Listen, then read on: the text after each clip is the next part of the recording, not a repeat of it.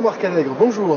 Bonjour. Vous êtes le gérant de la société Liftop, société qui est basée à Nantes, qui emploie 25 salariés pour un chiffre d'affaires d'à peu près 7 millions d'euros. Et surtout, votre spécialité, c'est la manutention ergonomique. Alors moi, j'aimerais bien savoir ce que ça veut dire, la manutention ergonomique. Eh bien, écoutez, la manutention ergonomique est un concept relativement ancien dans les pays nordiques, un peu plus récent en France, qui consiste à faciliter les tâches des opérateurs en leur donnant des moyens de manipuler, que ce soit des bobines, des caisses, des cuves, sans effort et d'éviter ainsi les lésions classiques qu'on connaît dans ce genre de situation, c'est-à-dire les troubles musculo-squelettiques, les problèmes de dos, les problèmes de hanches, les problèmes d'épaule, etc., etc. Alors d'un point de vue produit, ça représente quel type de matériel? Ce sont des machines évidemment. Alors essentiellement, presque en majorité, des chariots de manipulation, qui sont des chariots déplaçables, qu'on peut emmener d'un poste à un autre sans difficulté, qui peuvent s'adapter à chaque opérateur. Ensuite, ce sont des tubes de levage, des systèmes par aspiration, et ensuite des matériels plus spécifiques comme des changeurs de palettes, retourneurs de palettes, stockeurs de palettes, pour éviter toujours la manipulation manuelle de charges lourdes ou la manipulation répétitive. Donc on est dans des solutions d'innovation et de manutention qui sont robotiques. On n'est pas dans la robotique puisqu'il y a toujours chez nous un opérateur derrière la machine. Nos machines ne remplacent pas les hommes, elles les aident. Donc c'est de la cobotique. De la cobotique. Très bien. Alors vos systèmes ont la particularité d'être toujours un petit peu en innovation. Donc là vous travaillez sur des systèmes, des nouveaux systèmes. Alors l'innovation est un peu compliquée dans la mesure où manipuler une charge, la lever, la soulever, la tourner, c'est toujours la même chose. Par contre, ce qu'on essaye de faire, c'est d'adapter à chaque situation un produit spécifique, en modifiant ses caractéristiques, en modifiant sa portée, sa puissance. Donc c'est plutôt des adaptations que nous faisons. Et vous travaillez avec les médecins du travail notamment pour adopter l'ergonomie. Nous sommes prescrits par les médecins du travail. Enfin prescrits, il n'y a pas de prescription particulière, mais on est conseillé par des SAMET, des services de santé au travail, des préventeurs, des ergonomes. Alors nous sommes aujourd'hui dans le salon Sud Agro Industrie. L'agroalimentaire, est-ce que c'est un de vos secteurs de prédilection? C'est notre secteur leader.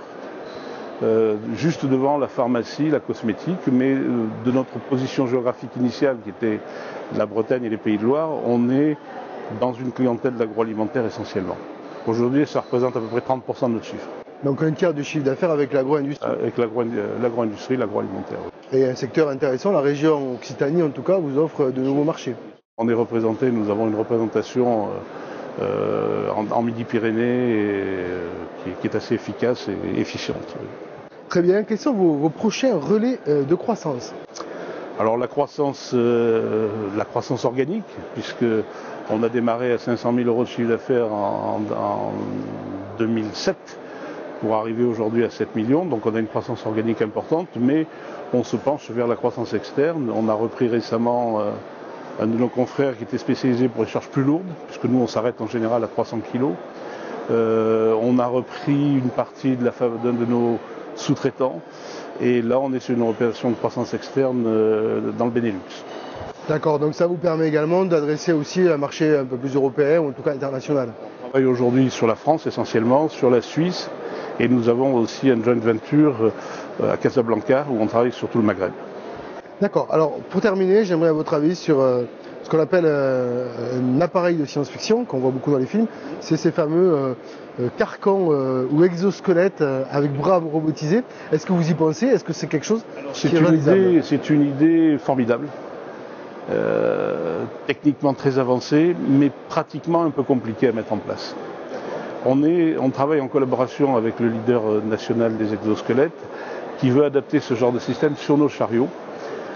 Parce que un des problèmes, alors il y en a d'autres, il y a tellement d'avantages, mais il y a quelques problèmes, c'est l'adaptation à l'opérateur. Il faut pratiquement une machine par opérateur, alors que nos machines peuvent être utilisées dans le cas de 3.8 par 3 opérateurs différents, quelle que soit leur taille, leur conformation ou leur sexe. Voilà. D'accord. Ouais, dans un exosquelette, c'est un peu un prototype, c'est du sur-mesure. Pour l'instant, c'est très cher et c'est idéal, incontestablement idéal, mais c'est très cher. Bon, on verra peut-être dans quelques années. Oui, on verra ça. Ça peut arriver. On le verra. Oui, ou peut-être nos enfants, effectivement. Très bien, Jean-Marc Allègre, merci à vous. Eh bien, merci à vous et bon salon. Merci pareillement. Merci.